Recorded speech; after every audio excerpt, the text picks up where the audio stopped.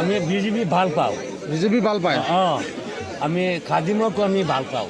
তাত টিকেটটো দি দিব। খাদিমূলক? অঁ, আপোনালোকে ওচৰৰ সকলো ৰাইজে খাদিমূলক ভোট দিব? অঁ, ওচৰৰ ৰাইজে আমি সকলোকে আমি ভোট দিম খাদিমূলক।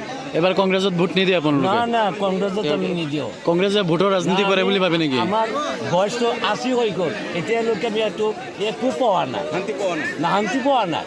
কিয়? আমিলো আজি আছিলে, ইউডিএফ আছিলে, একো কাম কৰা নাই। ইউডিএফত আপোনালোকে ভোট নিদিয়ে? নিদিওঁ। বিজেপিত যোগদান কৰিছোঁ। কিয় বিজেপিত যোগদান কৰিছে? যোগদান কৰিছোঁ, কংগ্ৰেছত ইমান ভোট দিছোঁ, কোনো সমাধান নহ'ল। এতিয়া বিজেপিত দিবলৈ আমি চেষ্টা কৰি আছোঁ। কি আপোনালোকৰ সমাধান হোৱা নাছিলে? বহুতেই আমি চহৰ অঞ্চলত আছোঁ, এতিয়া মই বহুত দুখ পাইছোঁ। হয়, এই চহৰ অঞ্চল আটাইতকৈ দুৰ্গম অঞ্চল, তিনিটিকীয়া চহৰ এবং বুঢ়চলী চহৰ মছজিদৰ প্ৰাংগণত যিটো আমাৰ নিৰ্বাচন সভা অনুষ্ঠিত হয়, ইয়াত দেখা গৈছে যে মানুহ বহুত সময়তে অপেক্ষা কৰি আছিলে। আমাৰ ৰাস্তা ভুল হৈছিলে, ঘূৰি ঘূৰি আহিলোঁ, যিটো নদী পাৰ কৰি আহিলোঁ, তাত কমচে কম দেখা গৈছে কমচে 5,000 মানুহ সমবেত হৈ আছে। তো সকলো মানুহ স্বতঃস্ফূৰ্তভাৱে ওলাই আহিছে, ওলাই আহি বিজেপিক সমৰ্থন ওলাই আহিছে। আৰু কংগ্ৰেছৰ বিৰুদ্ধে ক্ষোভ উজাৰিছে, ইউডিএফৰ বিৰুদ্ধে ক্ষোভ উজাৰিছে যে কংগ্ৰেছে আৰু ইউডিএফে যে সংখ্যালঘুক প্ৰতাৰণা কৰিছে, ধোকা দিছে, সেই কথা ৰাইজে উপলব্ধি কৰিছে। আৰু এইবাৰ নিশ্চয় চৰকাৰী পক্ষ থাকিব। আৰু যদি আমাৰ চৰকাৰী পক্ষৰ ফালৰ পৰা উৰ্ধ্বতন কৰ্তৃপক্ষে যাকে আমাক টিকেট দিয়ে, এইবাৰ দিন সমষ্টিৰ পৰা বিধায়ক যে আমাৰ চৰকাৰী পক্ষে জিকি যাব, এই কথা নিশ্চিত হৈ পৰিছে, তাত কোনো সন্দেহ নাই। ৰাইজে আপোনাক বিচাৰিছে, আপুনি কি ক'ব? তাক ৰাইজে বিচাৰিছে, হয়, এতিয়া যদি আমাক চৰকাৰৰ পৰা উৰ্ধ্বতন কৰ্তৃপক্ষে যাকে টিকেট দিয়ে, আমি ৰাইজ তাৰ লগতে থাকিব। আৰু হয়, যদি আমাৰ উৰ্ধ্বতন কৰ্তৃপক্ষে যে মোক সুবিধা দিয়ে স্পেচিয়েলি যে টিকট প্ৰদান কৰে, দেখা গৈ আছে যে ৰাইজে যথেষ্ট সঁহাৰি পাই আছোঁ। যিমান ৰাজ্যৰ মাজত সোমাইছোঁ, যিমান আমি মিটিং কৰিছোঁ, যিমান দুৰ্গম অঞ্চলত সোমাই আছোঁ, সিমানে আমি সঁহাৰি বেছি পাই আছোঁ। আৰু ইয়াৰ পৰা উপলব্ধি কৰিব পাৰি বিধায়কো জিকিব আৰু আমিও ইনশাল্লাহ বহুত ছাপোৰ্ট কৰিম। আপোনাৰ নেতৃত্বত চহৰ অঞ্চলত হাজাৰ হাজাৰ সংখ্যালঘু ৰাইজে বিজেপিত যোগদান কৰি আছে, কিন্তু মুখ্যমন্ত্ৰীয়ে বাৰে বাৰে মুছলমানক যি কথা কয়, তাৰ প্ৰতি আপুনি কি হেৰি লয়? চাওক, কিন্তু গাত পাতি ল'ব নালাগে, কাৰণ চহৰ অঞ্চলৰ মুছলমানে যে কয় সেনেকৈ নহয় কথাবিলাক।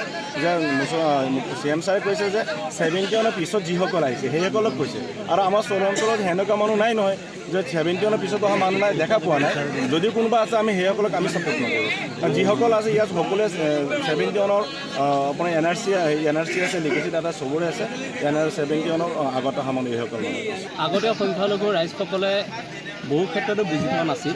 তেওঁলোকে ভাবিছিল ইউডিএফ আৰু কংগ্ৰেছে আমাৰ কথা, কিন্তু লাহে লাহে দেখিছে যে বহু সময় ধৰি কংগ্ৰেছে ৰাজত্ব কৰিলে আমাৰ সংখ্যালঘু ৰাইজৰ যিখিনি মৌলিক সমস্যা তেওঁলোকে কিন্তু সমাধান কৰিব নোৱাৰিলে। আজি যিমানবিলাক আইন আছিল কংগ্ৰেছে বিভিন্নতে উদ্ভাৱন হোৱা, এইখিনি মাত্ৰ বিজেপি চৰকাৰখনে বা বিজেপি দলে ইমপ্লিমেণ্টেশ্যনহে কৰিছে।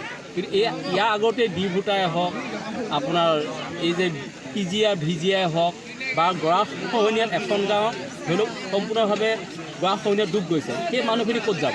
সেই মানুহখিনি নিশ্চয় কোনোবা জেগাত আহি বাস কৰিছে। সেই মানুহসকলক যদি আগতেই যদি মাটি পট্টা দি যোৱা হ'লে আজি এইখিনি সমস্যাখিনি নহ'ল। সেইকাৰণে এতিয়া ৰাইজে বুজি পাই উঠিছে। আজি চাওক, পবিত্ৰ এটা জলচা, য'ত আমাৰ মানুহসকলে ইয়াত আপোনাৰ মহান আল্লাক হেৰি কৰে, তেখেতৰ হৈ তিলুৱাত কৰে। আজি এনেকুৱা এটা অনুষ্ঠানত হেল ধূল ভাঙি বিজেপি পক্ষত মানুহে এনেকুৱা সভাত, ধৰ্মীয় সভাত আহি বিজেপি দলত জইন কৰিছে, বিজেপি মাফলা লৈছে, বিজেপি টুপি লৈছে। ইয়াৰ দ্বাৰা প্ৰমাণ যে আহি থকা দিনত বিধানসভা নিৰ্বাচনত এইবাৰ ধিং সমষ্টিৰ ৰাইজে, সংখ্যালঘু ৰাইজে বিজেপি ভোট দিব, বিজেপি চৰকাৰৰ লগত থাকিব, আৰু তেখেতলোকৰ দুৰ্দশা চৰকাৰখনে নিশ্চয় আপোনাৰ হেৰি কৰিব, সমাধান কৰিব।